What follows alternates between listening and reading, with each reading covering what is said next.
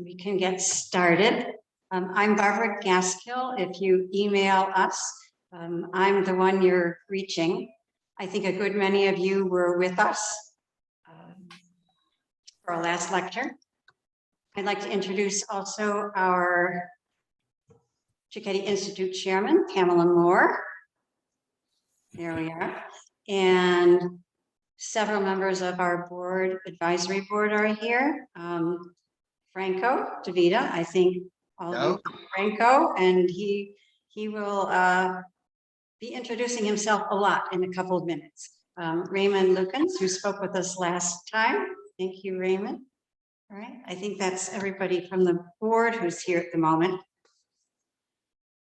We have lots of people returning from the last lecture. If you're here, when I say your name and say something about you, feel free to say anything or please do wave.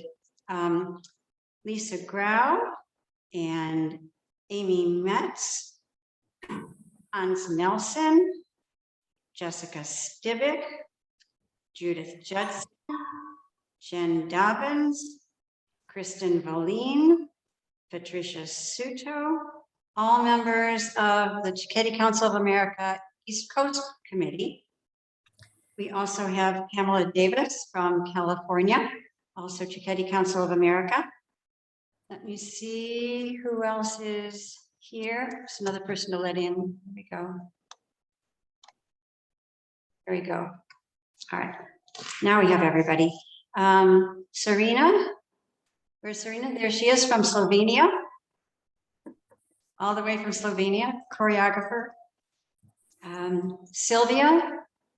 Where's Sylvia? Sylvia here? There's Sylvia. There's Sylvia. All right. Are you in the Philippines now or are you still in New York?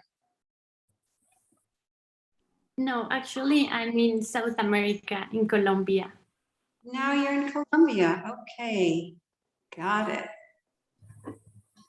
And who else? Wanda Walters in Newfoundland. Yeah. Tessa, Adriana in Italy. All right. And we have a few new people. Let's see. Looking for. All right. Rachel Prescott in Destin, California. Is Rachel here? Michelle with the beautiful foot on her screen. Oh, she's a real person. There she goes. Daniela. Daniela. Hello. Oh, there she is. Roxanne. Hi.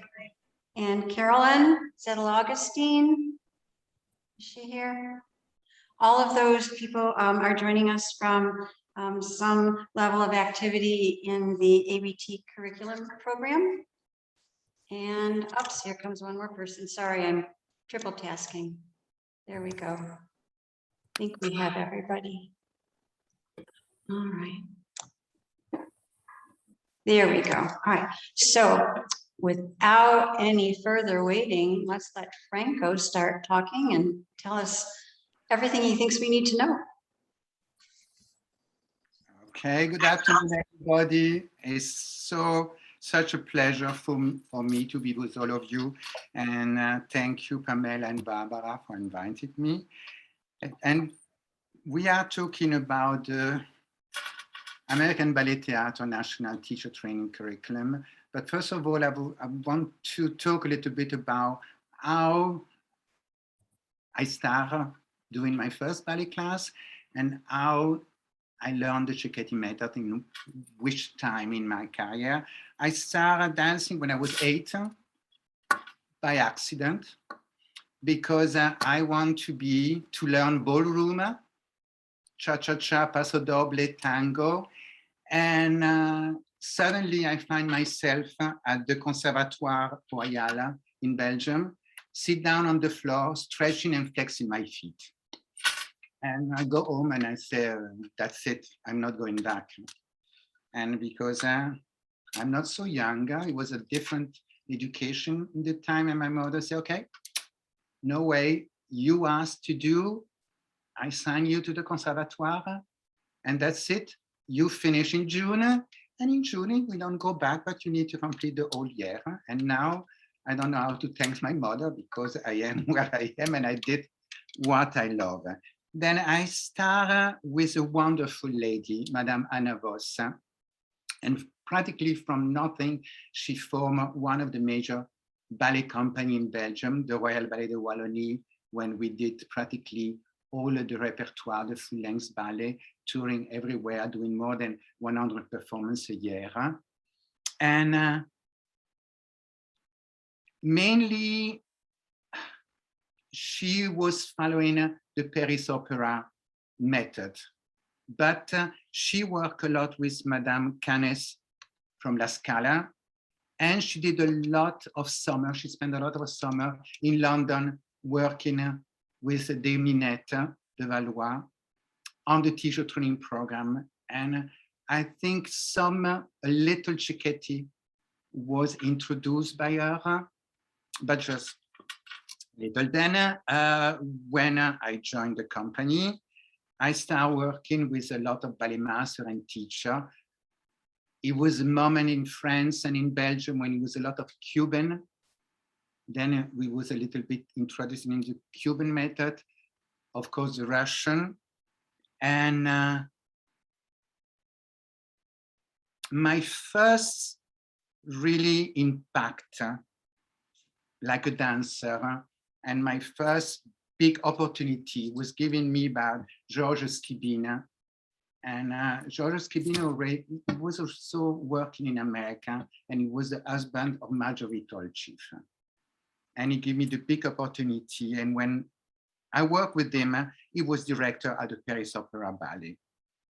Then later on in my career, I started working with Peter van Dyck in his company. And I think he was really my mentor on my way I'm approaching when I was a dancer, my dancing, and a teacher, my teaching. Then one day I was stopped dancing because it was some back problem. And I was in Florence and I met Brenda Amling. And she asked me to teach in the school. And I said, no, I stopped dancing. I don't want to have nothing to do with ballet. I'm already signed up and I start next week a school to become a hairdresser. And then she said, no, no, no, no, no. And she convinced me to teach. And okay, it was, I think I was scared. In fact, all my class was putting in paper, every single exercise with the count of the music. But it was the top level of the school, and then it was not so dramatic. But then when she asked me to teach a younger group, then I was in panic because what I'm doing with younger one. And she convinced me, like already she did with Raymond before me, to learn the Cecchetti method. And I started working, and my first year, it was, I think, a crazy year because I did elementary, intermediate, and associate. The following year, I did advanced and what is after associate licentiate. And then I did advanced. Then everything was putting on me so fast, and everybody wanted me to do the diploma, but I said I need to wait some year to do jazz and teach a little bit because when I remember some of the Russian teachers, and we were so lucky for many years, Raymond and I, and our student in Italy, and then when we came in America with Claire Peterson, to know Ala Osipenko. She was one of the last pupils of Vaganova. And then when I joined ABT, of course, Irina Kolpakova, she was in the same class. And I met Ala after I did all the Cecchetti work. And it was incredible how the two methods was incredibly similar. Because Ala like Irina Kolpakova, the simplicity, like when you have your arm flipped on O, you open second, it's no funny stuff. The simplicity, the coordination of the arm and legs close together, the use of the demi-second in Allegro. And it really opened my eyes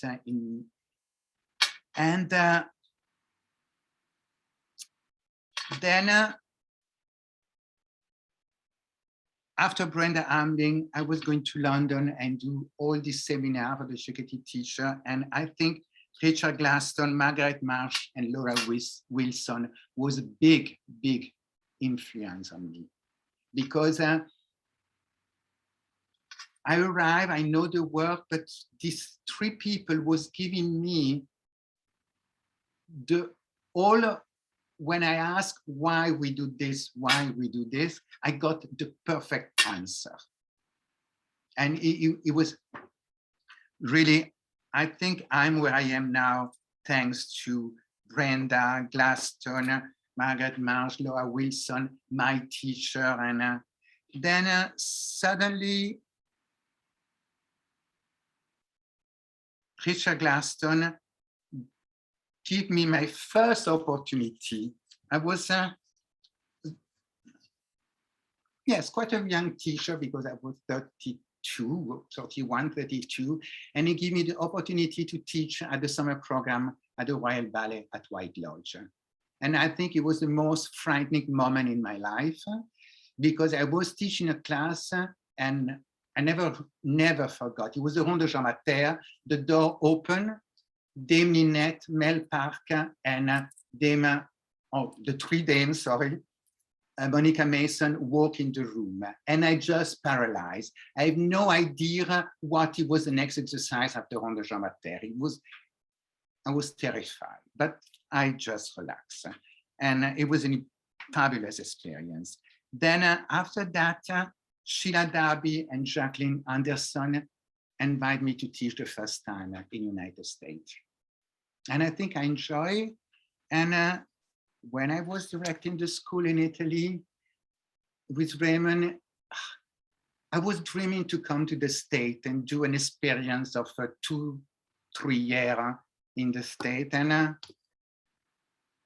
my God, it's 27 years I'm here now. My experience was a little longer than 2-3 years. And I was very lucky because I joined Hartford Ballet on the invitation of Claire Peterson. Then I left Hartford and I got a job at Alvinelli. I was teaching the school, I was teaching the company. It was beautiful to work in this environment. And then I met Mikko Nissinen and invited me to become the Dean of Faculty and Curriculum at Boston. And I was teaching a class for YGP.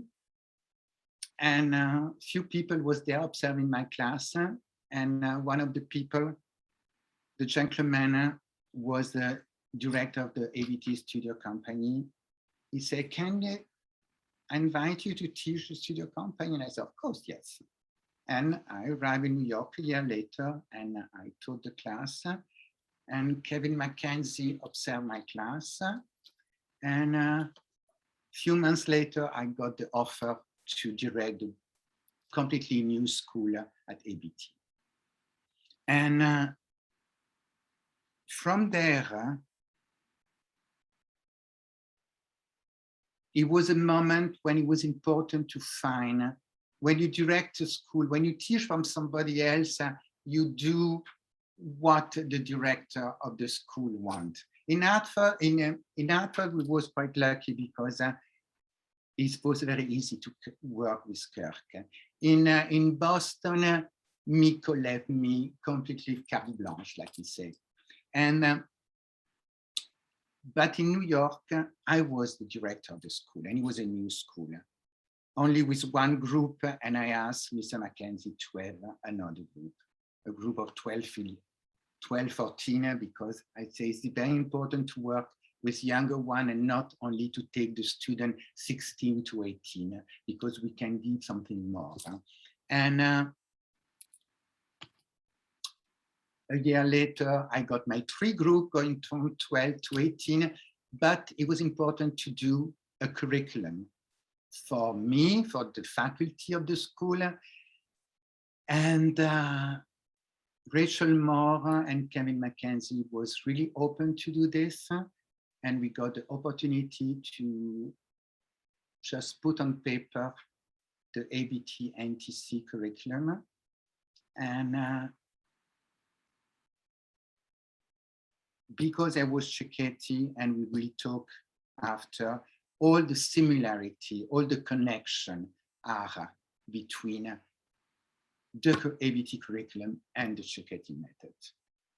Because I think what I really enjoy when I learned Cecchetti the first time, it was the simplicity of the work, no extra stuff, everything is clean, is perfect. And when you train a dancer, when a dancer is trained in a very classical and pure way, with no affectation, the dancer can switch from Sleeping Beauty to Twilight Harp to everyday balancing with no problem. When a dancer is trained with some affectation, then it's really difficult to change. This is something that was incredible for me when I learned Cecchetti. At this point, because I was supposed to do all of this alone, I said, I can't do all of this alone. And I have a very strong accent. My English is not perfect. And I have a surprise for all of us. I asked Raymond Lukens, is the co-author of the ABT NTC, to come and join me. And then I have a very special person, is Remy Young. Remy Young was a student in the school. She come from Cecchetti because her mother is a Cecchetti teacher. And then from the school, she joined the company. Then it's an incredible relation with her. And she can also help us because when I believe teaching the Cecchetti method is not only to teach a set exercise, but is to teach what is behind. You can teach an open class and to be incredibly Cecchetti with no set exercise. Mr. Lukens and Remy, are you here with me? Hi, yes. Yes, we're here. Hi, Remy. Hi. Great to Wait, be I here. want to see you in the little square. You cannot see me, is that right? Yes, I see you now. Okay, there we are. Okay. Raymond, you stay in the other room or you come in here next to me? I'll stay here. Okay. Okay. Then, okay, Raymond, start with something and then we talk the all three together. It'll be fun. Okay, so we're going to talk about the connection that we had with Cecchetti and the National Training Curriculum at ABT. And one thing, when creating the curriculum, there was a problem with the terminology. What are we going to call the steps? Because the same step may be called differently, or the positions in different systems. And we wanted to be all-encompassing rather than exclusive. We wanted to be inclusive in the way that we approached teachers. And Kevin McKenzie said, well, let's look at the history of American Ballet Theater and who taught us how to dance. So he said, okay, let's go back in history. And our founder was Lucia Chase, and her teacher was Michael Morkin. And Michael Morkin was with the Diaghilev Company, and he was a student of Cecchetti. The first three ballet masters of the company were Margaret Krask, Michel Fokine, and I'm getting now you know, with age, your brain just sort of goes away. It was Margaret Krask, Fokine, and Franco, do you remember who the third one was? Yes, I just saw this morning. It Nijinska, yes. was Berns. So all three had studied with Cecchetti. And of course, you all know Margaret Krask then wrote the Allegro books. And so then he started looking, well, let's look at who are the other people that influenced us tremendously. And so he said, well, our main choreographer in the very beginning were Morkin and Fokine and Nijinska. They did the main first ballets. And then he said, well, then Anthony Tudor came in. Well, Anthony Tudor, I don't know if you know this, was trained by Laura Wilson. And he did all his Cecchetti examinations, and he was trained by Laura. And the reason that he chose Laura is because he was asking, I need to take some ballet lessons. And somebody said, well, you know, you're going to have to take examinations. Oh, he says, I can't do that. I can't do examinations. He said, I'm terrified. So he said, well, you know that if you are trained by a very tough examiner, that examiner cannot examine you. So he said, who is the toughest examiner of all? They told him, Laura Wilson. So he went and signed up with Laura not to be examined by her. And I said, this is hilarious, but it's absolutely true. And so he was one of Laura's baby. And I have to say that I got my diploma with Laura. And when I remember going back to London, somebody said to me, if you got diploma with Laura, you deserved it. Then because Laura is like non-forgiving. And so then Kevin just made an executive decision. He said, well, we will call, for the most part, depending on if there's some tricky problem with terminology, but we will call the positions, the names of the steps along the lines of the Cecchetti system. That way we are respecting the tradition of the people who taught us how to dance in the United States. And also the people who gave with Anthony Tudor. Anthony Tudor gave American Ballet Theater its, let's say, artistic identity for many, many years. And he then became director of the company, co-director with Mikhail Baryshnikov. And even through the reign of, you know, the Russian Baryshnikov, Tudor had a huge impact. And to this day, the company still performs those ballets. And I'm sure that Remy can talk about that when she wishes to talk about her experience. But wait, what is incredible is because I got beautiful opportunity to do Lilac Garden, and it was my last year before I stopped dancing. And then when I start working on the Cecchetti method, I say, why I don't did this before dancing Lilac Garden? Because all the position of the arm, the use of the upper body can help me a lot. Of course, Scott Douglas was we were so lucky to do Lilac Garden with Scott Douglas and Sally Wilson. But when you do some of the Cecchetti work before, it's more, I think you understand more what is Tudor choreography. Sorry, Raymond. I have to tell you a funny story. So there was this girl who wanted to audition for Massine in Florence. So Leonid Massine and his son Lorca were forming a company with a ballerina, Florence Marganativo. And they were holding an audition. She wanted to audition, and we had danced the third theme of the Four Temperaments of Balanchine together.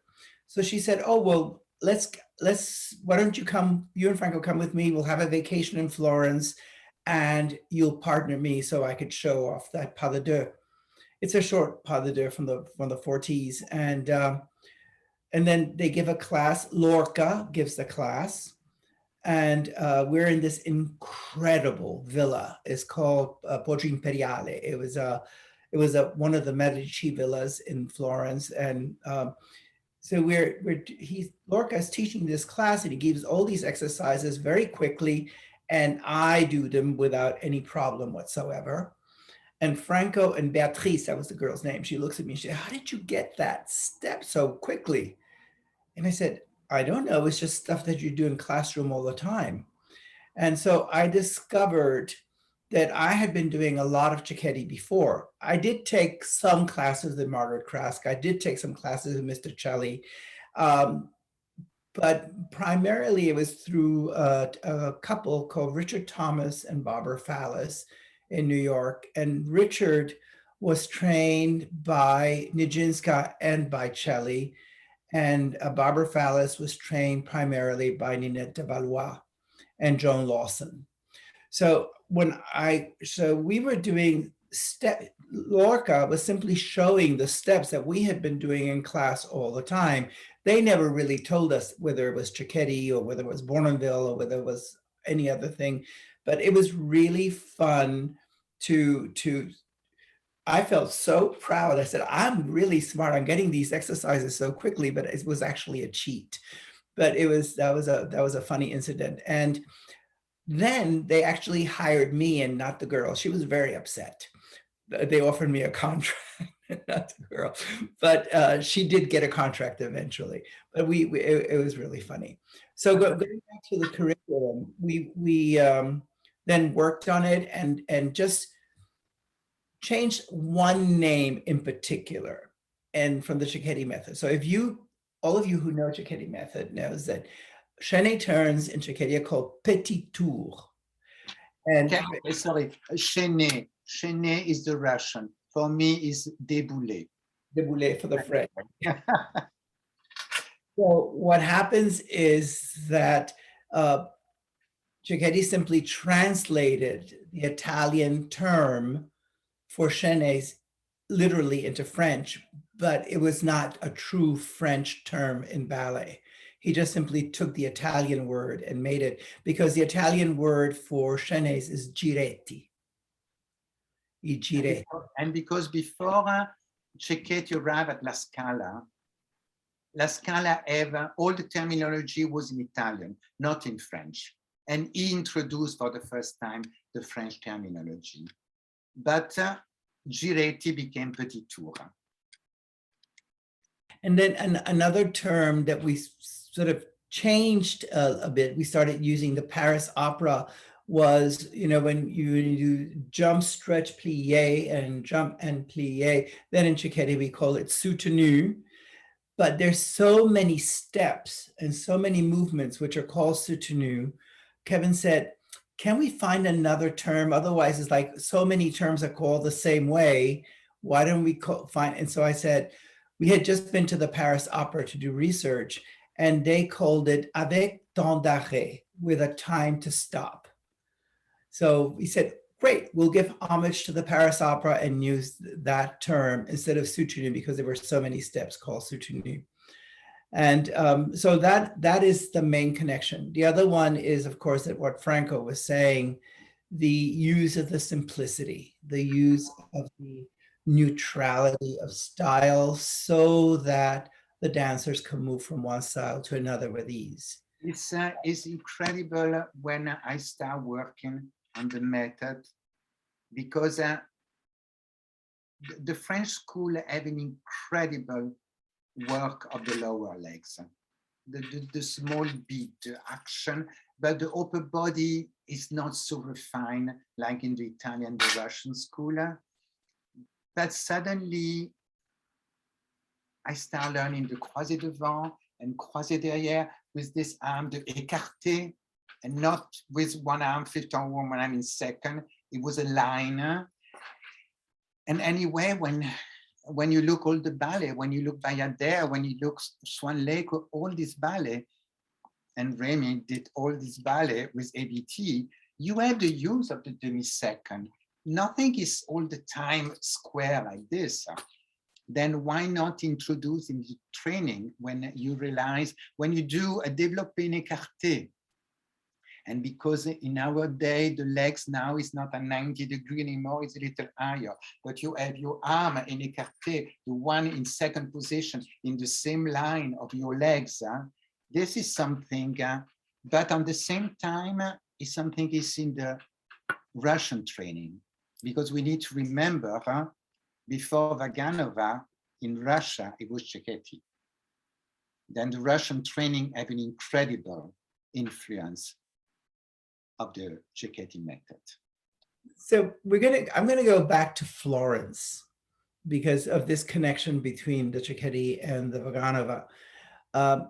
In Italy, we became close to Osipenko. She came first to visit the school, and she looked at the school, and we were, of course, a little bit overwhelmed because she was such a huge star and beautiful, beautiful ballerina. And so she comes at the end and she says, well, you know, I don't recognize the style or your sequences, but I see that you children have schooling.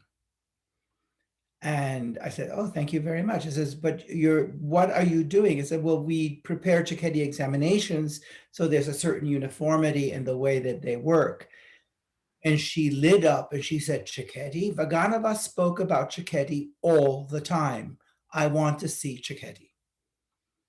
So we organized a demonstration with some of our students. And there was one boy, his name was Giacomo Ciriaci, who then went with the Royal Ballet. He's now a teacher at the Royal Ballet School. And Giacomo performed the Grand Fouette, and he did it rather well. And Ala started laughing, which I was surprised. I said, I didn't think that was funny. And then she explained, no, he's fantastic. But that's Adagio Italiano. We used to do that with Vaganova every Monday. So we started then doing this collaboration of creating these seminars where we would compare the two systems. And she kept saying, you know, it's not that different. It's just a little bit of personality difference or something a little different. And it was really fun. One summer school that she came, the very first one that we held, and there was a large group of American students who came from the Cecchetti Council of America, and it was Caroline Trifle came with the group. Caroline Trifle, who brought a whole bunch of group of children to, where were we, in Ravenna? I think we was in Ravenna, yeah. In Ravenna, Italy. We was in Ravenna. Yes. And so it was a really lovely experience. And but getting back, I regress. Getting back to the NTC, Kevin really wanted it to be not only something for professional training, because there was the idea that the great mass of dance students are not going to be professional dancers. So professional dancing is like professional sports. Everybody does sports, but how many get into a professional team? So we had to do a job that would be inclusive. And in that way, I have to say Rachel Moore, who was then our executive director, she's now the CEO of the Performing Arts Center in Los Angeles. And she said, we need to get doctors involved, specialists in all aspects of medicine that are necessary for dance training and for the well-being of the students. Because the priority was no longer dancing, but the priority became the person. So the priority was the well-being of the student, whether that student had talent or not. The experience had to be a positive experience of growth. And those students who were talented to go on forward would move forward, as Remy did, of course.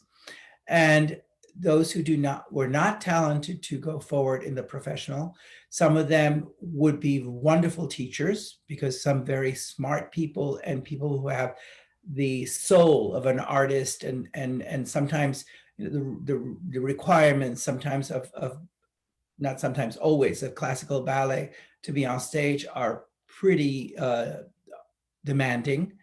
And also, we create a vast number of people who could become an audience. So we create a vast number of people who would be really an audience that understands what they're looking at. But also what Kevin Mackenzie was really interested in when we did the curriculum is to be sure we take back some of the old step, because some of the step in the training was completely lost. Now you ask for a demi-contretemps. Few people know what is a demi-contretemps. Everybody do a big sisson failli with opening the legs, but the demi-contretemps is lost. When you ask for a full contretemps, then forgot it. People have no idea what is. And okay, something I forgot to say with my teacher, Madame Vos, we got all our examination on stage with an audience and a jury. And every year we did an adagio, some allegro, some pirouette, and then variation and pas de deux. Every year the adagio starts with grand plié in fourth position, going up to demi-pointe, going to attitude, opening the arm, crescent attitude, coming in and développé second. And to do this on stage, it was quite frightening. But when you ask for that, most of the people don't do this anymore. The pirouette from the Grand Plié, the Russians still doing the pirouette from the Grand Plié, but it's quite lost. And Remy can talk later on about, because she's an ABT and she was lucky, like all of us, we was lucky to be closer to Ramansky. And in the reconstruction of the ballet he do, is some of the step very close to the curriculum, to the Cecchetti work. Actually, after the opening night of Sleeping Beauty at the Met, we saw Alexei and we said, my God, your ballet looks like we're looking at the Cecchetti syllabus. And he said, oh, who was the ballet master of Petipa at the time that this was created? Who did the Bluebird? So he said, it was all Cecchetti. So of course, there's going to, you're going to recognize a lot of those steps. So, and Kevin, as Franco was saying, insisted. So when we get to the upper levels, we don't have these huge number of steps, but he insisted that the old steps be kept in, because everybody sees these new razzle-dazzle steps that they got from martial arts, you know, especially the men do, like Daniel Simkin, and they do these crazy things in the air. They actually come from martial arts. I don't know if you knew that. They come, so they were introduced into ballet, and the first person in the West who made them famous was Baryshnikov. When we started seeing those, but before that they didn't, and they were not done by men. In fact, Kevin, in a meeting, Franco, you've got to tell this story with you and Kevin talking about the book. He say all, but not only Kevin, myself too. Lucky, all this step was not fashion when we was dancer, because I have no idea how to do it. I have no idea how to teach it. Lucky now you have all this video, YouTube, and it's lovely because you walk after class in the room and you see all your boys to try to do it by imitation. But I have no idea what the legs are doing in the air. But it's beautiful too. But now I want to go a little bit to Remy, because Remy came to us with a Cecchetti base already working on the method. And because in the ABT curriculum, we don't have set work, then how she find herself in the JKO school, you find some similarity on the curriculum with the Cecchetti work? Absolutely. Yes. I would say it sort of felt like coming home in a way, because I had spent some summers taking advantage of the time for like 5-week summer intensives and whatnot to explore other methods, like maybe some Balanchine training. But every time I returned home from a summer intensive, it was coming home. And then when I went away, when I was 16 to JKO school, it was like coming home once again, because that was how, as they mentioned, how I had trained my entire life. And to be honest, I recognize it even more now as I've worked my way up into studio company and the main company now. And just hearing these stories and being in touch with this history again, I'm always struck by how the genealogy of classical ballet really does create this beautiful family tree of sorts. And the Cecchetti method has this like clear through line in that lineage. And it's just something that has maintained such a strong presence throughout my career, and definitely something for which I will be forever grateful. But I remember in level 7, one of the first pieces that we took to Russia for that festival was Anthony Tudor's Soirée Musicale, where Diana Bayer came in and assisted. And the first time I met her, we had this long, extensive conversation about the Cecchetti method, and she recognized my training immediately. I didn't even have to tell her that I was a Cecchetti trained dancer. She recognized it, so that was appreciated.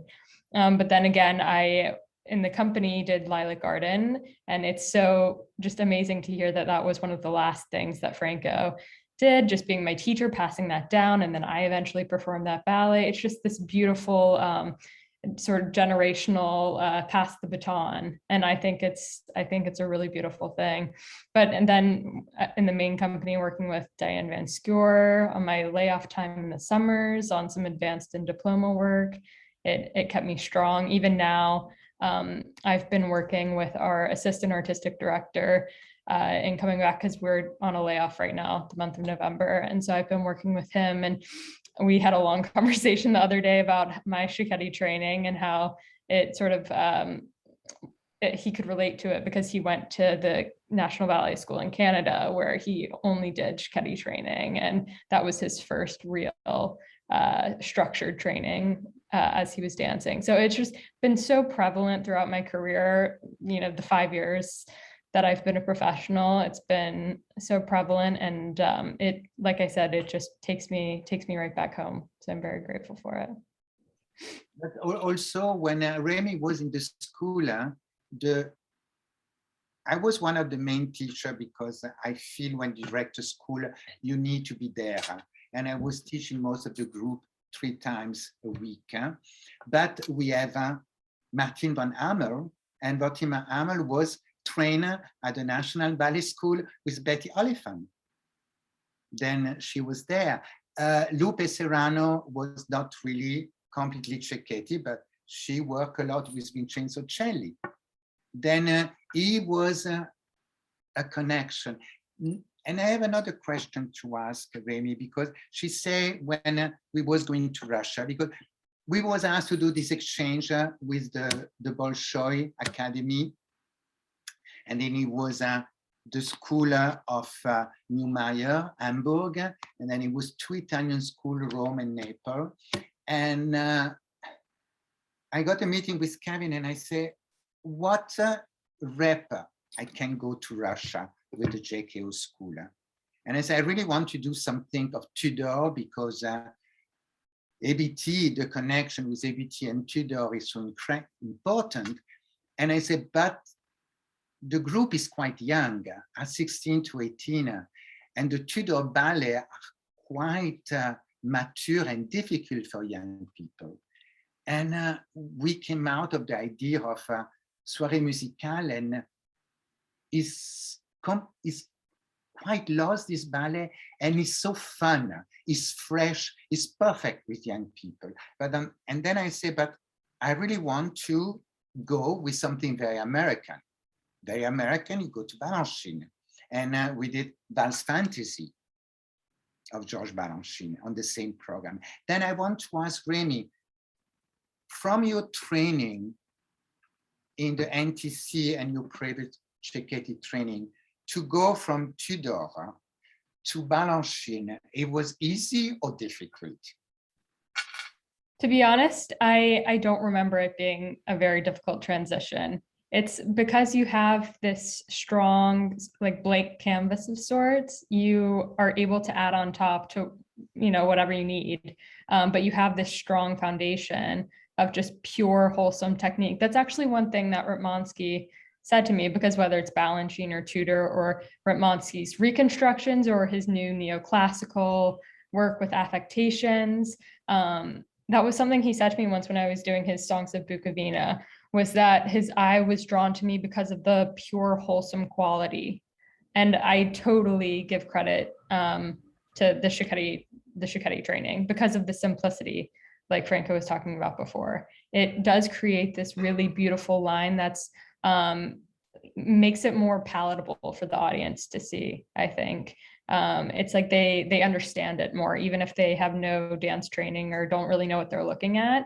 It makes sense because it creates the line of beauty, like Kevin talks about, and this beautiful, like geometrical. It's almost like a instinctual, natural human thing to understand. So yeah, it definitely, as a dancer, makes it easier to go back and forth between one and the other because you have this solid foundation.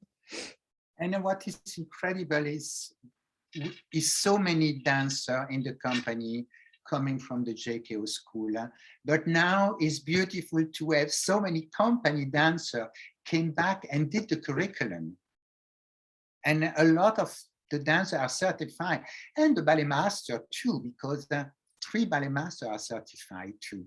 And by the way, Remy was talking about Diane Van School. Diane Van School, when she retired from the Hawaiian Ballet School, she came back to us and she did the 3 different, for pre-primary to level 7. She did the all, and talking to her, she was feeling, because yes, of course, in the curriculum, we have some of the Russian way to work, to use the épaulement, the allongé, is not so many in Cecchetti, but then in Cecchetti you have the adagio. When you go the allongé, then you have it in the work.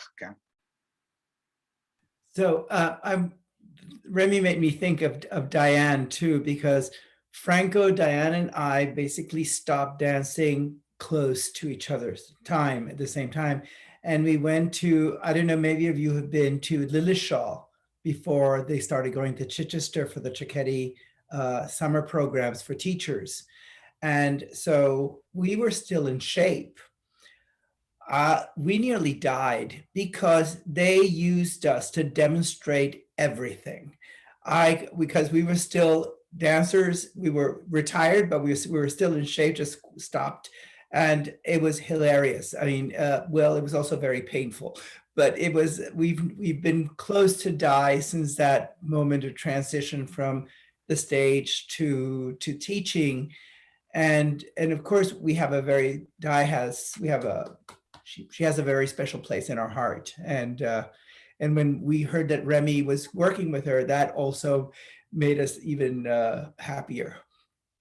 What was your experience, Remy, with Di?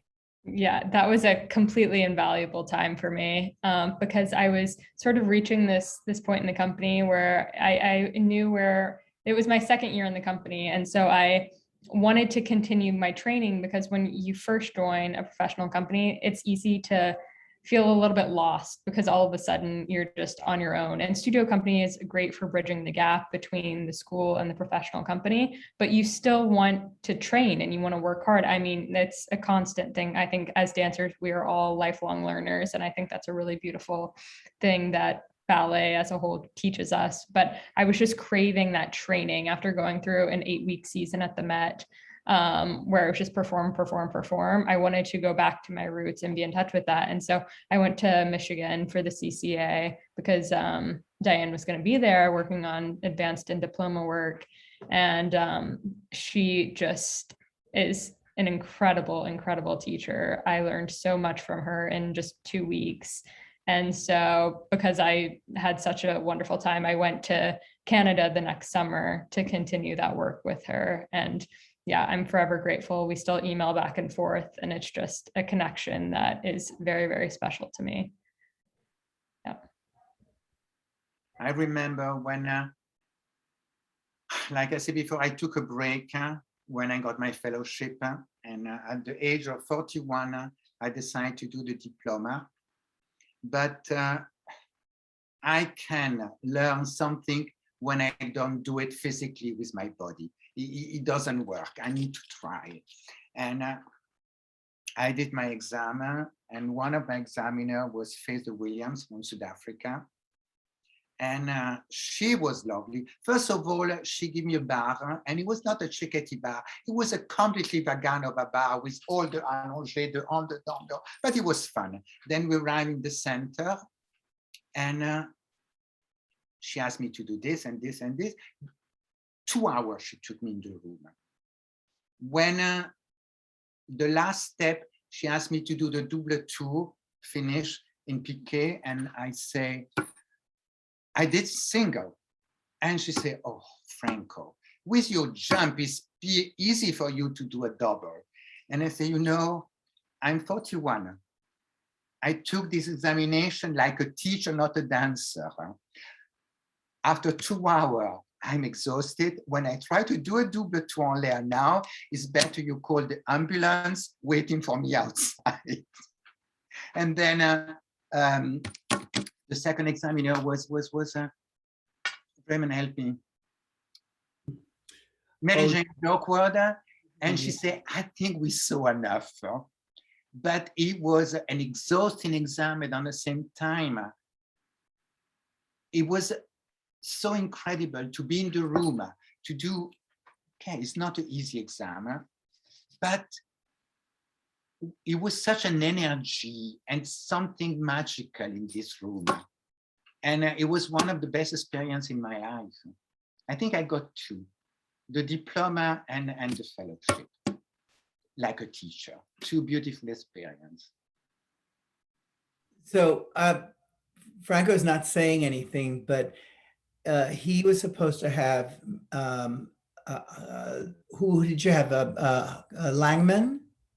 Eileen Langman is an examiner for your fellowship, and Diana Barker. Diana Barker. Yeah. And so Peggy Van Prague was there, Dame Peggy Van Prague, let's not say, and she said, can I attend your examination? She asked me the permission, and I say, actually, my answer is no, but I can't say no to you. I said, of course, yes. And Remy may not know this, but Dame Peggy Van Prague was part of the original group that Tudor had formed in London. And for the Cecchetti Congress, they in London, he created Soirée Musicale, and Peggy Van Prague was in it. So it's just an incredible small world. But anyway, so I was in the cafeteria with Di, and Franco is doing his exam, and Diane and I were having our English meal. Anyway, so Franco, after about 40 minutes, comes in, bouncing around, and she looks at me, and she looks and she says, he's out in 40 minutes. Or he was bloody brilliant or bloody awful. So what happened during your exam, Franco? In a way, I was lucky because I got 2 girls for guinea pig, and I never understood why these 2 girls was put to do the fellowship with me, because the girl had maybe a weak elementary technique, and I was supposed to teach. And the first adagio in the center was Développer Cecchetti. Then we go back to the bar, we work on the Grand Plié, how to come up, how to run in the position. Then we try in the center, and it was really too difficult for the 4 girls. Then I try my best, and then I did the adagio alone. And every exercise, I try my best, but then I did it. Then I think this helped me in a way, because the examiner saw how I try to break down the movement in all this exercise. And this is something I think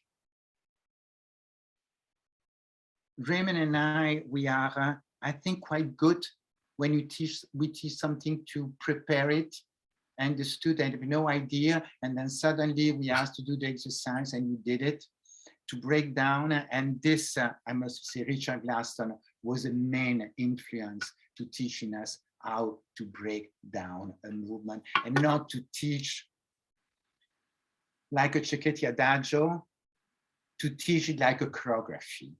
Then you learn it, but you never prepare it technically to be strong enough to do it. I don't know when it makes sense what I say. It was beautiful sense, Franco. And what I would like to just add here is this is something that Cara Drower is absolutely brilliant at. And we're actually concentrating on in the Cecchetti Institute. Is this buildup, which is so critical to the work. Thank you for bringing that up. That's why we accepted to be part of the Cecchetti Institute. I am so happy.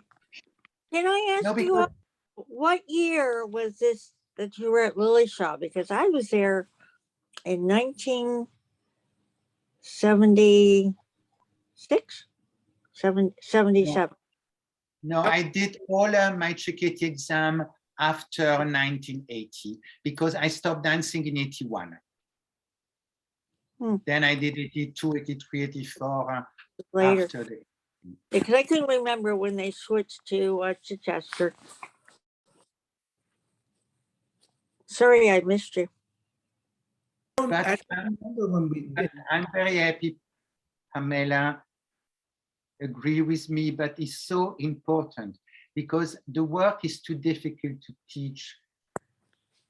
Some of the adagio are incredibly difficult. Then just to teach it like okay, you can teach like a choreography when you teach Remy, because she's a professional dancer. But when you teach a student, you need to prepare the student to be able to do it. And anyway, some of the steps are impossible to do from in principal dancer, because when you start doing one at 4 pirouettes in second, it's not obvious. A lot of people can do 4 pirouettes in second. Good dancer too, not only student, but in a way is something else, because sometimes you work with a teacher and the class look beautiful because the choreography of the class is incredible. From the bar, it's all choreography and in the center. But then in the end, you say, where is really the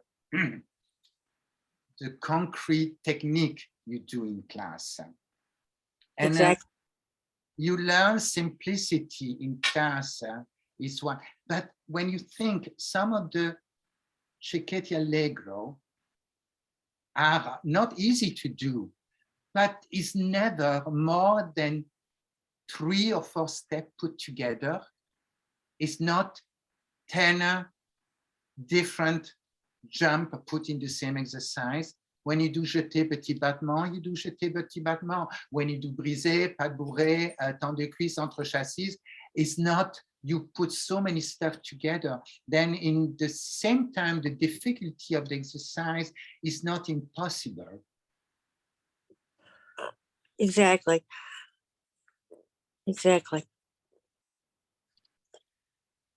The talking about the breakdown, that's one of the things that we emphasized in the curriculum. And I see that we have a few people who've done the curriculum. Tessa did it, and she was also trained by us in Italy since she was a little girl. And then Sylvia, now she's now going for her PhD, and she just graduated her master's degree in dance education in the ABT system at NYU. Martha Warner. Huh? Martha Warner, she did the curriculum with us. Martha Van, who worked a lot in Boston and is still in Boston, and worked with Madame Legat. And so she had a Russian background and came and did the curriculum. And of course, there's Carolyn. Carolyn, and can you raise your hand, Carolyn? So they see, from Canada. And many of you may know her because she's a wonderful teacher, but she's also married to one of the most legendary dancers that come out of Canada, Frank Augustine. So, And we have Hans too. He did that. Hans, who did it And here. of course, Remy, she's also not only a Cecchetti student with her mother, a student at the JKO, and a company member at ABT. She's a ABT certified teacher. As is her mother. I was just going to say, Bridget, for those of the CCA, Remy's mother is Bridget Porter Young, and she has her grandmother. Who's your grandmother, Bridget? Yay, Porter Spear. Yeah, who came from England. Yeah. In fact, we learned from Remy's grandmother, because Remy asked where that the expression lame duck came from. Do you remember, Remy? All right. Yeah. What was the answer to that? I can't remember. He said because it was like somebody was dancing like a duck. Right. Yes, of course. I don't know how she knew that, but here we are. But it's just such a small world. Yes, Judith, I think wanted to say something. Yes.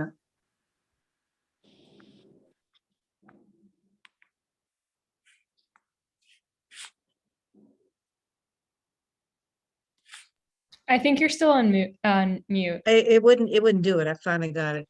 I wanted to make a few remarks. My first teacher who broke anything down for me when I was a very young student, though I was not a young student, I was already 14, was John Sergeyev Wells, who had been a pupil of Nikolai Lega. And I remember the way he carefully broke down how to do Grand Jeté en Tournant. And of course, Lega trained with Christian Johansson, who came from the Bournonville school, and the resemblances between the classic Italian school and the Bournonville school are very close. Now, my master, Edward Caton, a remarkable man, began his studies in Russia. And he could not attend the school because though he was born in Russia, he was an American by background. And when he and his mother and brother, his parents and brother came back to Russia during the First World War across the Trans-Siberian Railway, and he arrived back in Ohio, his grandmother said, "You've brought me back barbarians." But when I first went to true Cecchetti training at the Met under Matlin Gavers, because a friend of mine advised me to take beginning Cecchetti, where I wouldn't understand what the hell I was doing, since I'd been raised in a Russian school. And I also studied with that wonderful, wonderful ballet master, Alfredo Corvino. I did have some classes with Mr. Tudor, which were burned into my brain.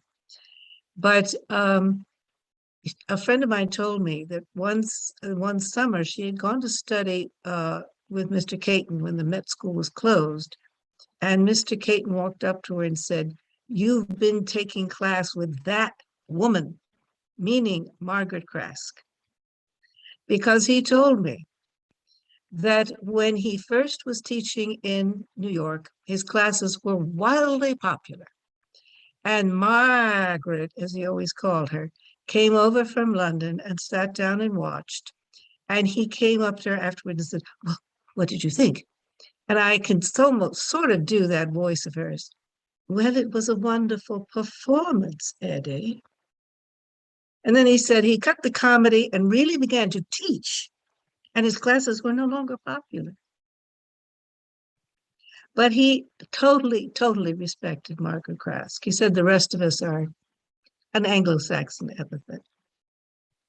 But he knew his terminology so well. I went to study once, I took one class with John Sergeyev Wells' brother, Alexis Dolanov, who'd been a big deal in Australia in the 30s when Robert Helpman was beginning his career before he went to London. And Dolanov was younger than Sergeyev Wells. And what his training was, I have no idea. But I went out of curiosity. And he's teaching frappe. But he said, it's not frappe, you know, it's flotte. Come again? I don't know flotte. So I went to Kate and I said, what is this flotte? And he said, well, you cannot say he's wrong. He said, that's Espinoza terminology. Now that's all I know about it. I don't know a dreaded thing about Espinoza, but you see these connections go in and out so much. And my teacher I knew in Atlanta, Marilee Smith, wonderful woman. She had come from Lisa Gardner in Washington. And she told me that Lisa had challenged her to go to Chile because Chile was so famous for his vicious tongue that she didn't think that Marilee would be able to do it. And she stuck it out for sheer bravado and to prove that she could do it, that she could take Chile's nastiness. But when you mentioned Lorca Massine, it reminded me that when I studied Shelley's background, he had been sent to Cecchetti by Leonid Messi to go to Italy, go back to Italy where you were born, but you were brought up in America, go back to Italy and study with Cecchetti. Cecchetti wasn't around at the time, so he began his classes with a very distinguished teacher, which we don't hear of much anymore, Grassi. So he studied with Grassi, who had been a partner of Virginia Zucchi. And all of these connections just permeate in this wonderful way that is so enthralling to know there's something in the Episcopal prayer book, the Anglican prayer book, our lot is cast in a goodly heritage.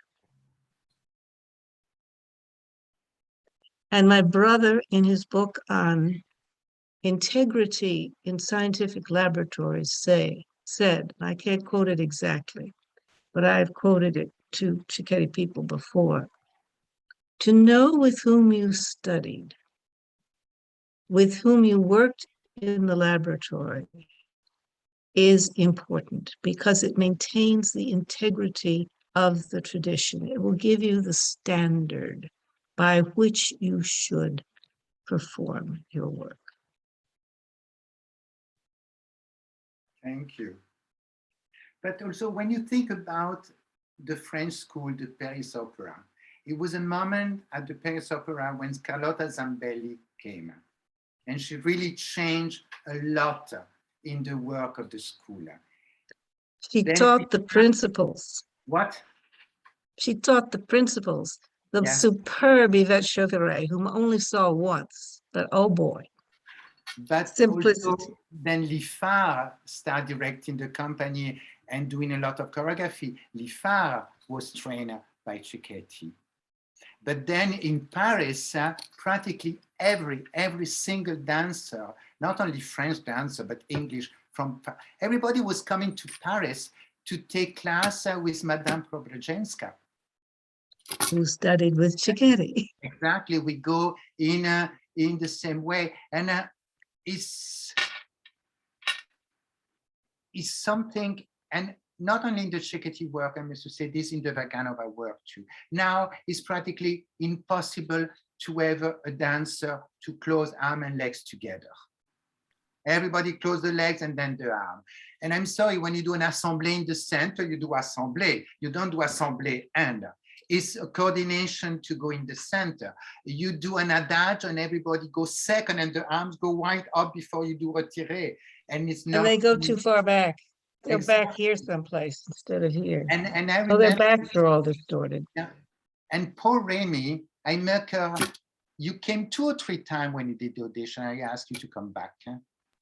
Yeah, 2 or 3 times the same week, I think.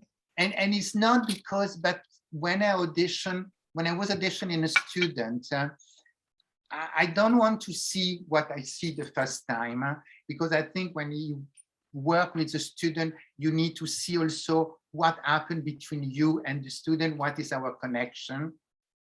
Because sometimes you have students and you never feel a connection. And I want to see how she was reacting with me and how I react with her. But I remember my first impression say, oh my God, oh, she did some Cecchetti work, oh, she got a very good Vaganova teacher, because it's not a problem to close arm and legs together, to do a glissade and an assemblée with the arm in demi-second and not the arm over there. All this little detail was there. Or I say, she's incredibly smart and fantastic. And because, at ABT, we still have in some time, and I forgot his name, help me, Remy, the husband of Irina. Semenov, Vladimir Semenov. He teaches sometime company class. And I remember sometime I was walking in the corridor and I heard him screaming, arm and legs together. And I said, thank you. Because he's completely lost. And why you need to work at the bar, doing an arm coordination, then you don't need the arm in the center.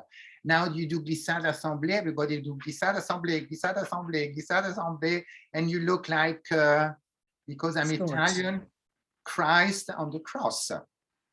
It's not use of the upper body, the glissade, the assemblée, but I'm a big fan of the Cecchetti work, but also I'm a big fan of the Vaganova work when it's done properly. And the Cecchetti work is the same when it's done properly. I think so that people need to realize is that basically Cecchetti was a teacher for dancers. He wasn't working with 5-year-olds, 6-year-olds. You know, as a matter of fact, they wouldn't have survived. But he was an incredible teacher of dancers. And his being a ballet master all those years. And a lot of teachers that are working with the Cecchetti method. I hate that word method, but they don't realize that grade 1, grade 2, grade 3, grade 4, primaries, that is the buildup. But it is not a complete buildup. And they have to keep in mind that he was a professional in every sense of the word. And he worked with professionals, and that's where his mind was at. How can I make, okay, can you imagine telling Nijinsky in company class, you know how company classes are, I don't want your arm there, correct that arm, get it done, not, get that elbow out more in the quasi attitude, look into your hand. What a challenge that had to be for him. To get that kind of respect where those dancers would actually work for him. That's what makes him also a great teacher. You know, I was very, very lucky to work with two, I'm old enough to have worked with two really amazing people. One was Hans Brenner from the Royal Danish Ballet, and the other one was Bronislava Nijinská. And Nijinská, it was kind of frightening because she was so, she was such a tough lady. She was a tough broad. It was you. Yes. She in 1933 formed a company in Paris. In that company was Frederick Ashton. Leonid Massine was the second choreographer. She was the main choreographer. In that company, she opened a company when a woman was not allowed to have a bank account on her own. She always had to have a bank account with a man. I mean, she really had the guts and the vision and the strength. So she was a very tough lady. And we did some of her amazing ballets like Les Biches and her Aurora's Wedding and Chopin Concerto, Brahms Variation. It was a phenomenal experience. But then I remember her once talking about Turkish Delight, the suite, and then I read her memoirs. And she tells a story when her father brings Turkish delight because she and her brother, when they were students at the Mariinsky, were taking private lessons with Cecchetti. So it was just that as Judith was saying, that connection is just so wonderful and magical. And as Pamela was saying, Cecchetti only worked with the top people of his field. He was working with the stars of the Mariinsky, which was the most important company in the world at the time that was creating the great classics of that still are being done today. And then, of course, with Diaghilev, which caused this incredible artistic revolution. But it was pretty amazing when how lucky we have been to have had this kind of connections, and I'm just so happy that Remy is experiencing it with the company, and having Irina Kolpakova, a direct, you think Irina Kolpakova was trained by Vaganova, who was trained by Preobrazhenska and did some classes with Cecchetti. And Irina and Vaganova became director of the school by chance, because the director who was appointed to be director of the Mariinsky was supposed to be Preobrazhenska.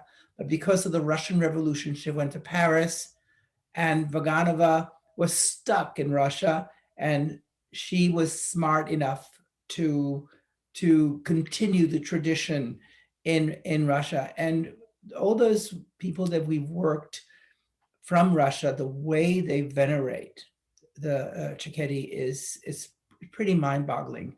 Franco, do you remember when we went and taught the curriculum in St. Petersburg, Russia? It was, Raymond and I, we were so scared because when we think some of the Russian in the United States or in Europe are a little bit pretentious and say we are the only one to know. And we was a little, oh my God, these people, the mind was completely open, want to work, want to learn, want to understand. When it was a little different, it was not a single resistance. It was splendid. So actually the course kind of went sideways, because in the curriculum, we actually teach the first and third Cecchetti Port de Bras. We don't go into all the details of the others, but we said, if you want to learn more of this, just make sure that you go to a Cecchetti teacher to learn more of these things. And, but the Russians wouldn't let us.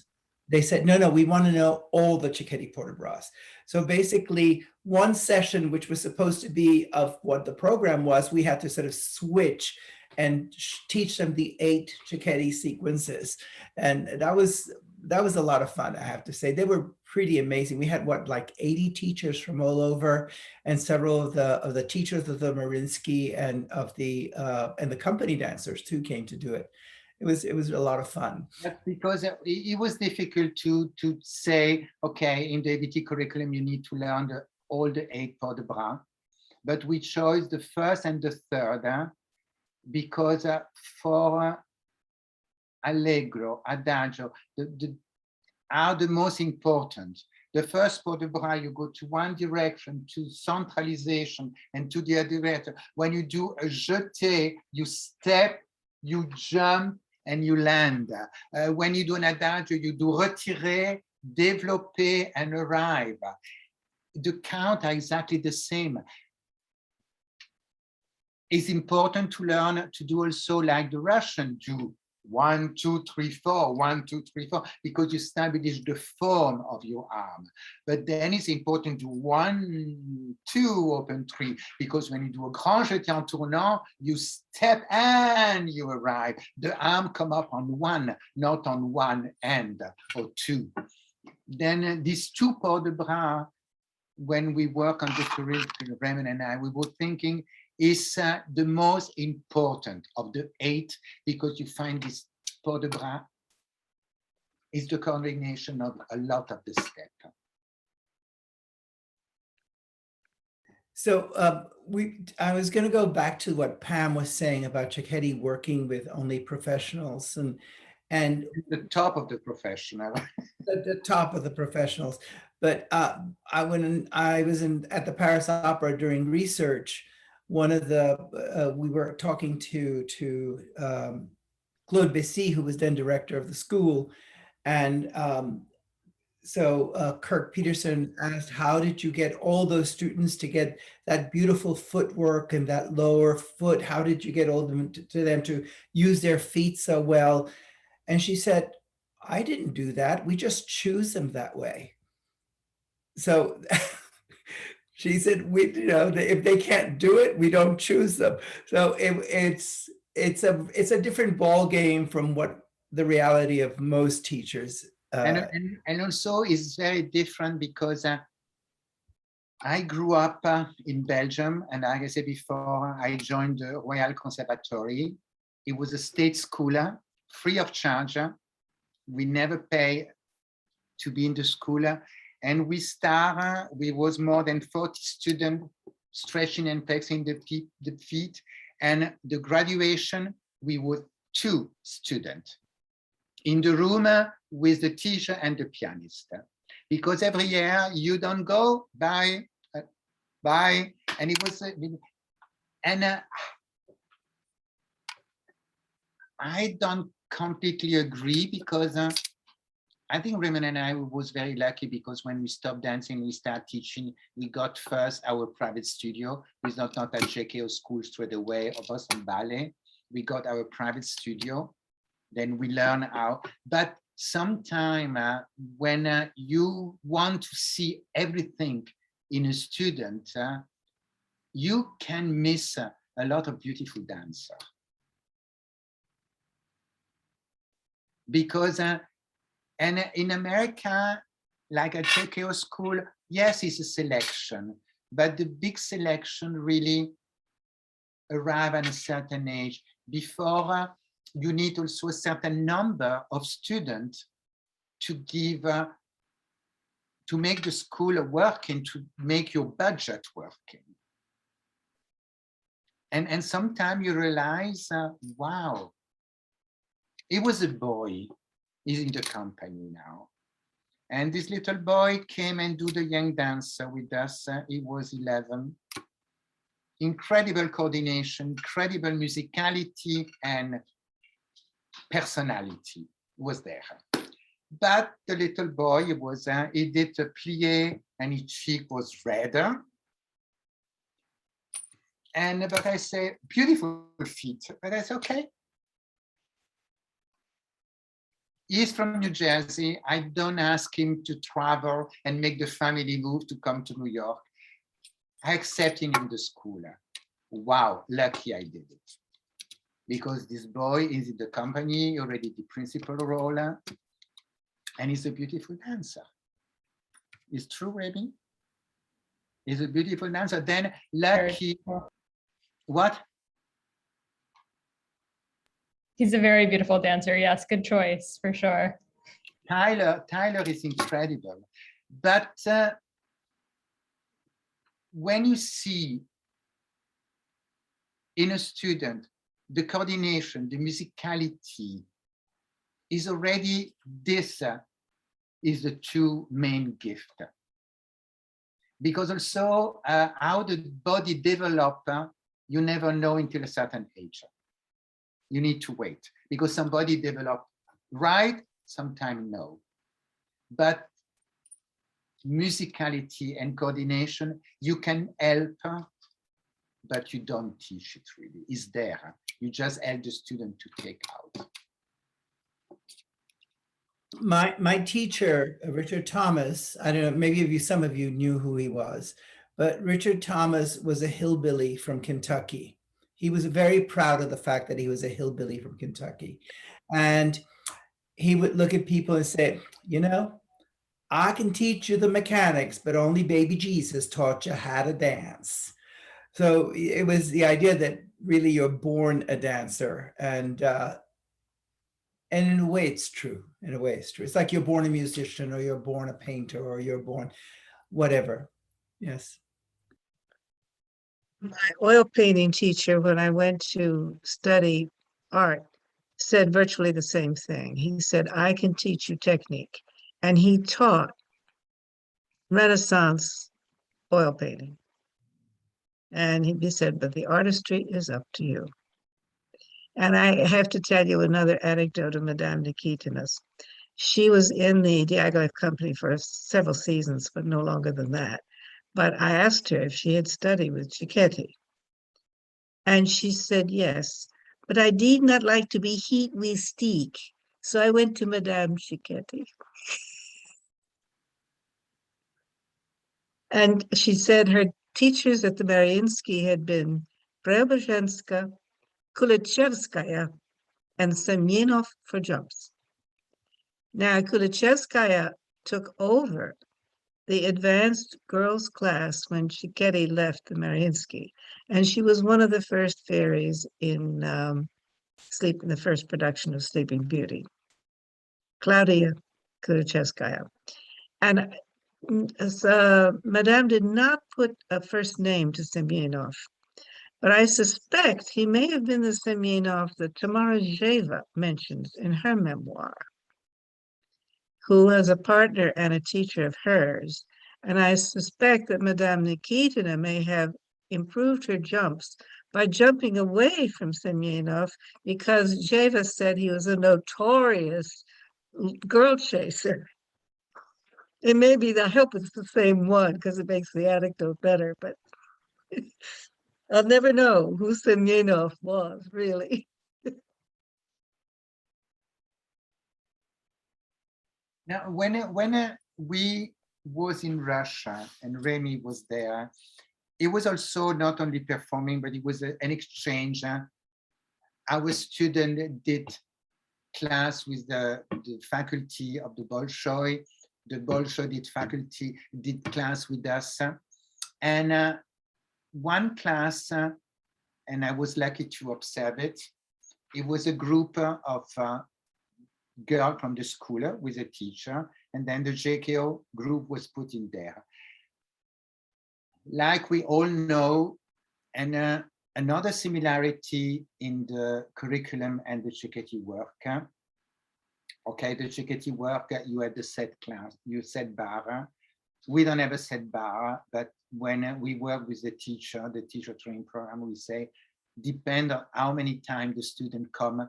When the student come once a week, twice a week, 3 times, every day, you need to have a bar you do for a certain amount of day. You can't change the bar every single day because your body never repeats, and the body memory is important. Then the girl was a set bar, and the teacher just said something in Russian. Nobody have an idea what she say, and she say, "Ready, the pianist go." And I was a little scared. My girl was with a big smile and looking around and tried to follow. And she did this for the whole bar, and I said, okay, I think she's a little rude because this is not very nice. But then in the center, she started giving some correction to the American girl. And after the class, she came to me and she said, oh my God, I was impressed. The girl was just, and I say, oh, it's the training, you need to go. But it was incredible. It's true, Remy. It was true. I also have to add that it was most of our first times dancing on a rake. So there were levels and levels of nerves. But another thing, like most of the teachers think you need every single class to do a new bar. No, you need to do the bar for a certain amount of time, particularly with the younger one. You can't change the bar every day. When you join the company, yes, in ABT sometimes it happens, but normally it's not the rule. You don't learn the full swan lake in the morning and you go on stage in the afternoon. At ABT sometimes it happens, but normally you have a certain amount of period to work on because you can improve. And it's fabulous because when I remember particularly my level 5, when I was directing the school, we got our bar, and normally the bar was for 1 week. Monday was to learn, Tuesday you remember, Wednesday is better, you go. Otherwise, I was very upset.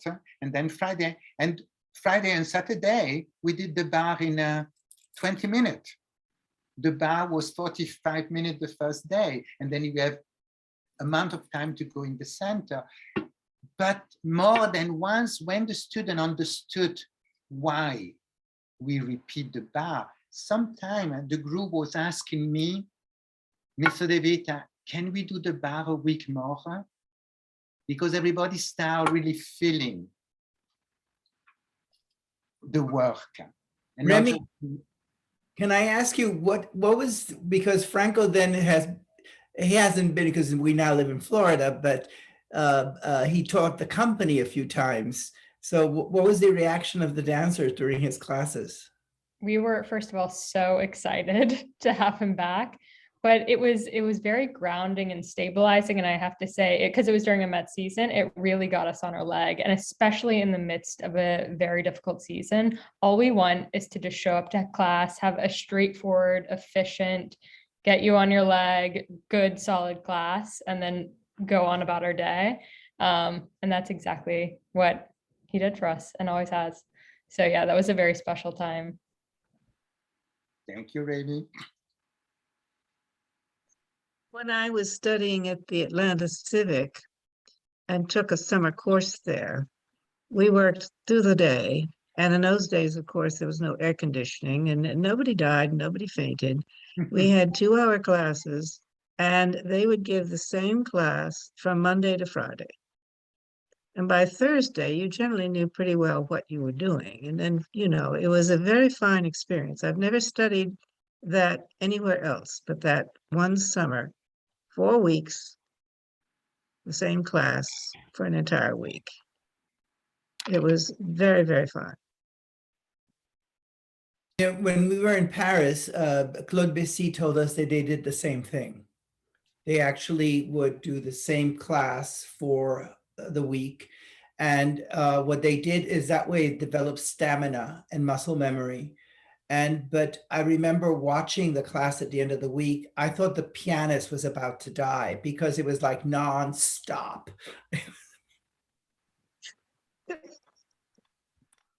Yeah, but also because when I was teaching the upper level, I repeat some exercise, but I was not doing so much time the same class because you are the top level. But I think it was clear when I arrived in the studio, my class was prepared.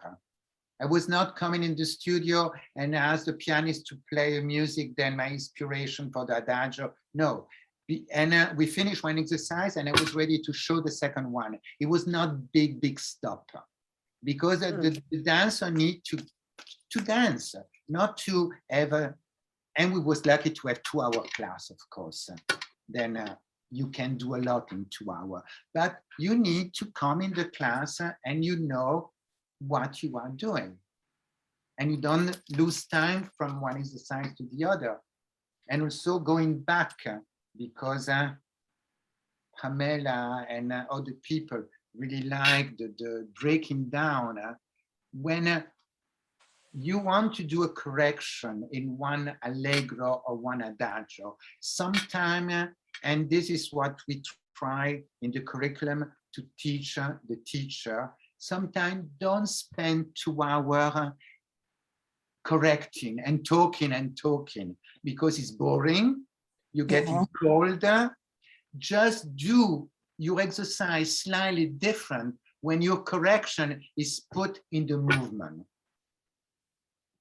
And sometimes it's easy when you see you do a glissade and the student is the glissade with the 5th hour class or the second legs is not turn out, just do glissade, stay 5th, and then you do an assemblée. Just with a simple correction, you don't need to talk so much. You make the exercise giving the correction.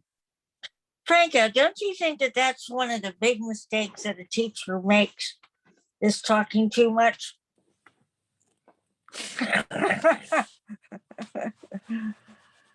Yeah. Absolutely. All of you boring. who are And in company, when you start working and the teacher talks and talks and talks and talks and then says, okay, now let's do the Grand Allegro. And everybody's like, what? We can't start jumping now. So it's just maintaining that pulse is so important. Yes. But And teaching, I don't know why you don't want, I mean, Cecchetti wanted simple bar, get the body warmed up, feel your placement, feel your alignment. But there are only a few ballets I know of that have a bar on stage where you're going to dance holding onto a bar. So you got to get out in the center of the floor. And a lot of people today hang on the bar forever. no, the bar is important because now I remember when I was younger, many years ago, the girl was on point or flat. It was up and down. Now it's up, and then it's this beautiful articulation going down. Big. Is some of the aesthetic change, then the bar need to be done also to work on this kind of articulation because the look is completely new. But going back to teach company class is very frightening because you want to make the people warmer but not tired, because or you have performers that they make, like Remy say, or you have a long day of rehearsal. And also you never know when, okay, you teach and you have some of your students in class, it's okay. But when it's some of the dancer, you are not very close. Some of the dancers love to have a correction, and some of the professional dancers don't want correction. Then it's a very good way. You stop, you give the correction to everybody, but you look straight the person you want. When you see the person looking around, you say, okay, I forgot it. When the person smiles to you, you say, okay, I can give the correction personally. It's not a problem. Then I think Barbara and Pam we are 6 minutes late, but when somebody has some question, we are very happy to answer, but it's up to you. You are the two boss. We are late already 7 minutes. I think this is great. I think you bigger people. I have no problem. I mean, I'm outside with the dogs. Okay, we can go 5 minutes more when you have some question. Oh, Spike, I have to tell you, Spike got very excited, Franco. He was barking his head off and I had to mute because he heard your voice. You remember me? Yeah, got here with, yes, he remembers you, and his ears perked up and he just started barking like crazy. And so I had to show him you on the phone. Okay. Okay, ask questions. Come on, people. Enjoy this.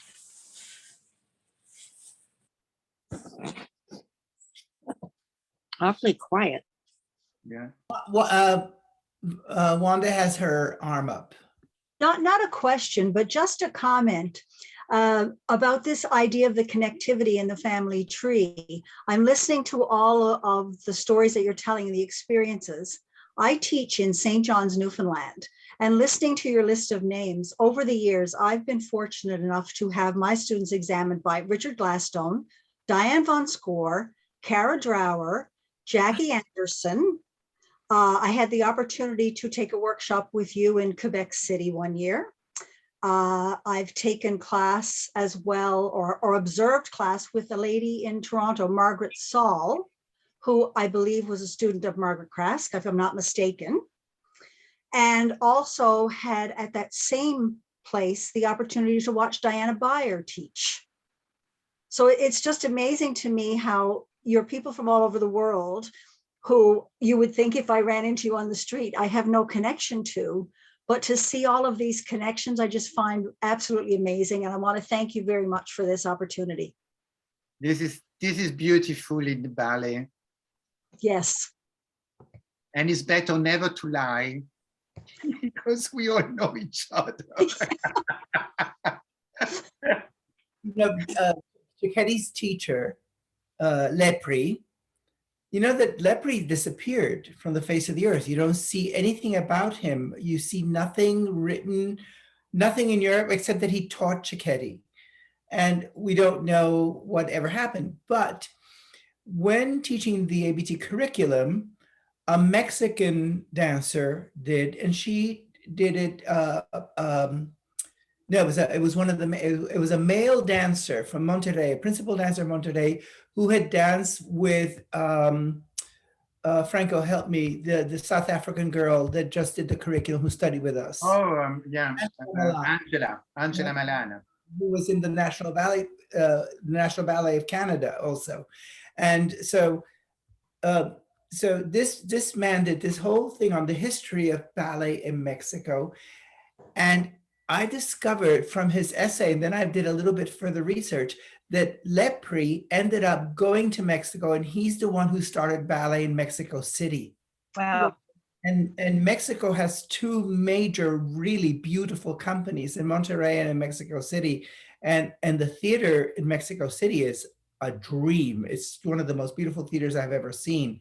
The front curtain is made of Tiffany glass.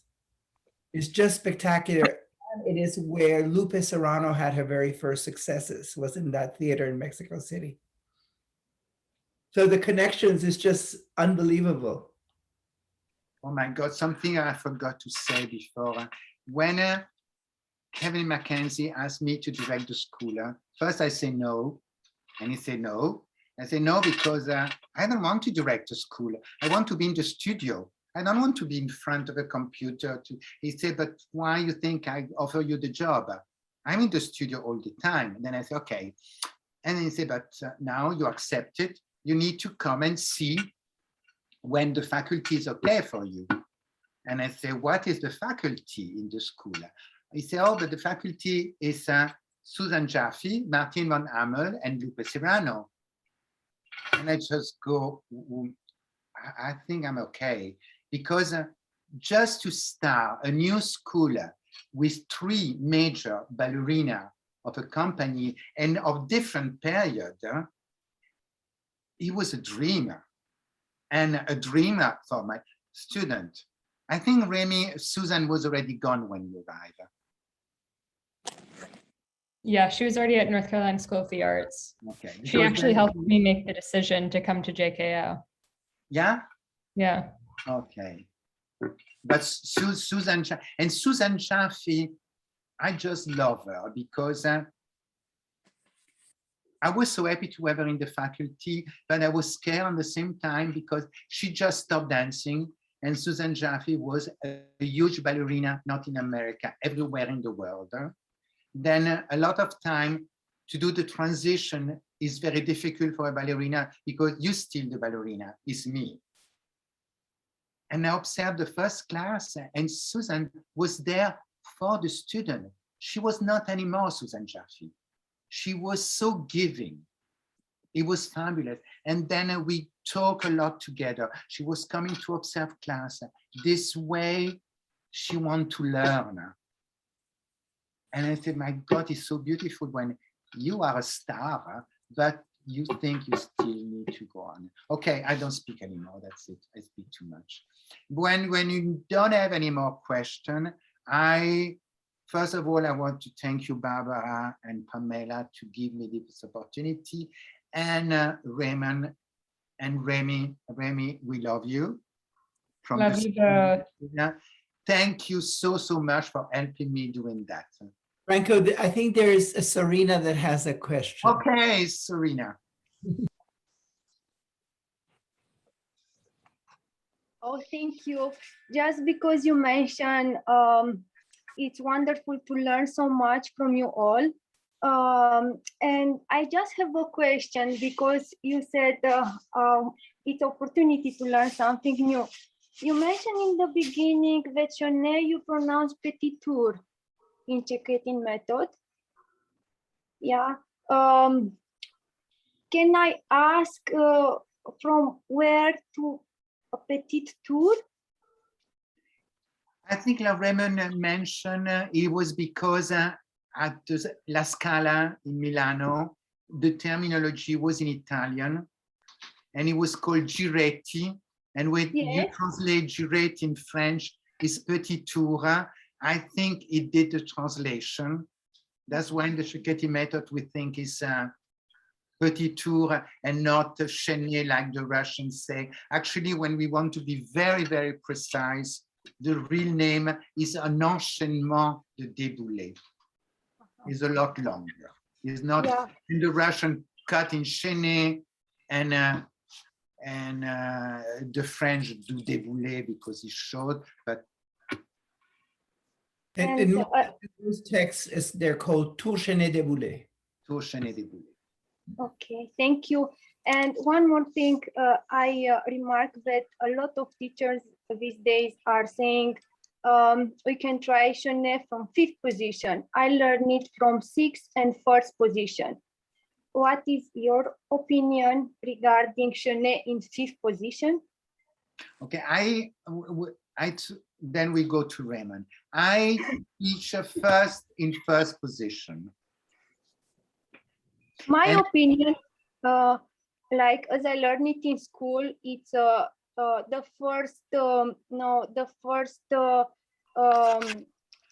first period that we learn on diagonal line and on the equal legs. So it cannot be in 5th position because otherwise the legs are not working equally. But some ballerina do it in 5th, and it's pretty spectacular too, this That's it. changing.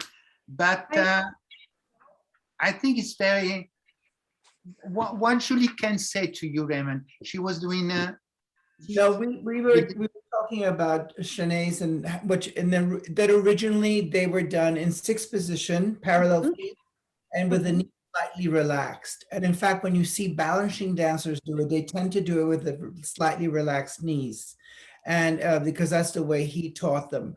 But the first time I actually saw Chenets done in 5th position was in the ballet Etudes, where there's that moment where they go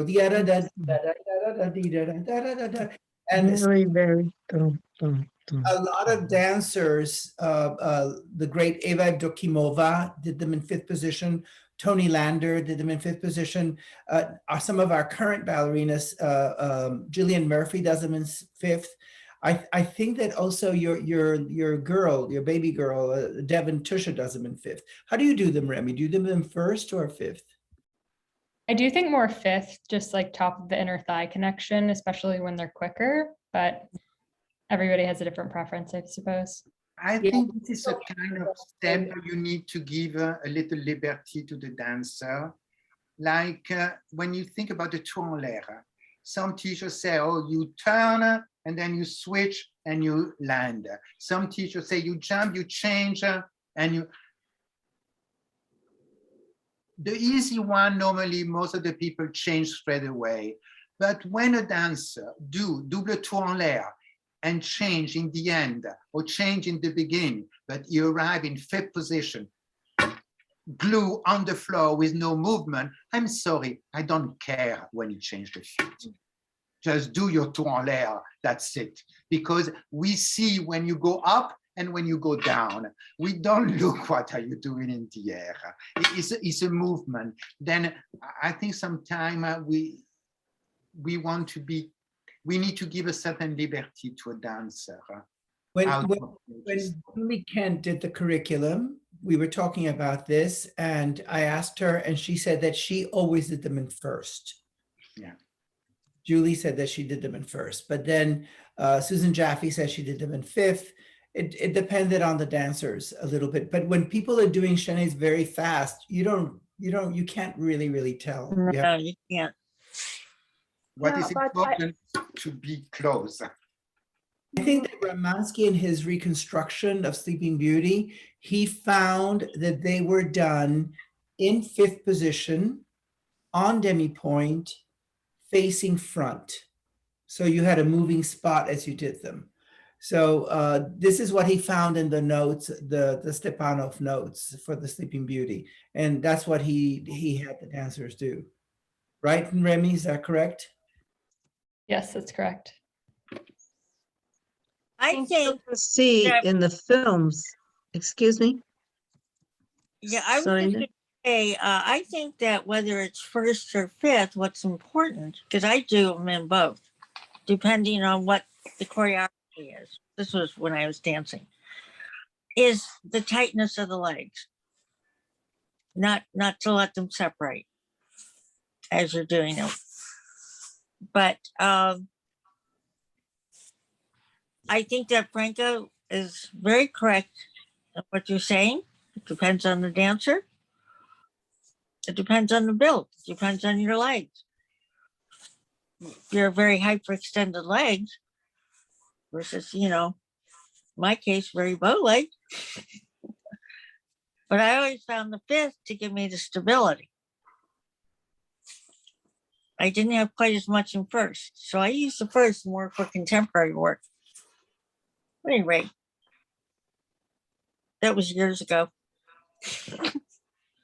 There are films from the 30s and early 40s and even later 40s from the Soviet Union where they're still doing them on demi-point up that late, as well as taking, as Iglevsky did, the pirouettes in a very, very low position. It's almost quarter poise. You barely have your heel off the ground for the male turns, plus the crossover they did, which was universal until fairly recently. The old films of Fontaine, when she's doing supported pirouettes, that foot is way past the knee. It was simply the technical style of the day. But talking about the pirouette now is all this drama to take the pirouette with round arm. I don't understand where is the problem, because from fourth position, when you go in a retiré, or you have a stretch arm or you have a round arm, is exactly the same. Then you need to do both, because depend what the choreographer wants. That's Exactly. it. Remy, And can you answer that? you do both, because in a Romansky obstruction, the arm is round. Then just do it. I've noticed lately that somehow along the way I got into the habit of using a straight arm to the right side and a bent arm to the left side. I'm not sure how that happened, but here we are. But anyway, when we work with Osipenko, she say, normally in Vaganova, when you are facing front, facing 5, the arm is round. It's allongé when you are in the corner. But she say, when you are in the corner, you have your legs stretched in the back and your arm allongé, and then you do plié and turn. This was what Vaganova was teaching. Now it became, and I love, what is Gage Bush. She was an ex-ABT dancer, and then she formed actually with her husband, the ABT studio company. She say it's a helicopter preparation. This helicopter. Serena, you have something more on the Chenille de Boulet? Thank you for all the history behind of Chenille de Boulet. Another thing, maybe, can I maybe know some about allongé and arrondi? I mean, in school, I learned small allongé and big allongé. Ne? What is arrondi? Arrondi means rounded. Yes. It's whenever you do a position that is rounded as opposed to lengthened. So it's a little bit, it's a rounded position. Arrondi, it's just, that word means rounded. That's all. And what's the difference between allongé and arrondi?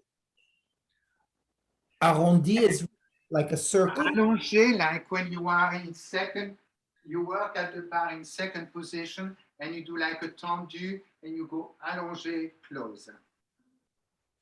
And when I'm in second position, normally my arms are a little arrondi. When I'm in fifth en avant, it's really arrondi. When it gives a shape of Okay, position. turn. Okay, Yeah. Allonger means to stretch out. Yeah. So it's a lengthening. Lengthening. Yes. And I love the allongé because I think it's not so much used at the bar in the Cecchetti method, but it's very Russian, it's very Vaganov. And allongé is incredibly important because he helps a lot. But when the allongé is done properly, because now the allongé for most of the dancer is not allongé, it go up. The allongé is a movement coming from your chest, and then your chest are going and pushing your arm out. Then it's really an upper back sensation, not just flopping around with the arm. Like a fifth en haut, second and turn and close. Very effective. I was in a discussion with Laura Wilson, and we were talking about allongé versus not allongé and some things. And she said, but of course, darling, there's allongé in Cecchetti. What do you do in third and fourth arabesque? You go at first, second, you turn your palms down before you go into the positions. And she said, it's very clearly written in the book. Okay, now we really need to go. Sorry, Barbara. Sorry, Pamela. Thank you so much, everybody. It was just a pleasure. Remy, thank you for joining us. And Raymond, you saved my life because I was supposed to do this alone, but I said, oh my God, I can. Raymond is a co-author with me. Remy was trained Cecchetti, and then she came to the school and she's in the company. Then it was a connection. And I think it was very important to listen a little bit, everybody. And I think what you did was perfect. Definitely. Thank you, Pamela. Absolutely perfect. I love and I take all the compliments. Thank you. Well, I'll send you more. All right. Well, thank you, Franco, so much, and Raymond and Remy. We'll have Remy back in January. Remy and another young dancer, Cindy Case, are also on our board, and they will be, well, they're thinking about what they're going to do, but maybe something like their favorite patterns, or we'll see. So we hope to have you back. Thank you. Bye, everybody. Bye, everybody. Thank you so much. Good to We see are very everyone. close, not for the Canadian, too late, but for the American, we are very close. Happy Thanksgiving, everybody. Thank Happy Thanksgiving. Happy Thanksgiving is around the corner. Thank I you. got turkey. I got 2 of them. Yes. Bye. Bye. Bye-bye. Bye. Bye, Serena. Bye, Judith. Talk to you later. Okay. Franco, fabulous. Holy cow. Raymond. Okay, now guys, We don't Here have you to do another one. you're down there in Florida soaking up the sun.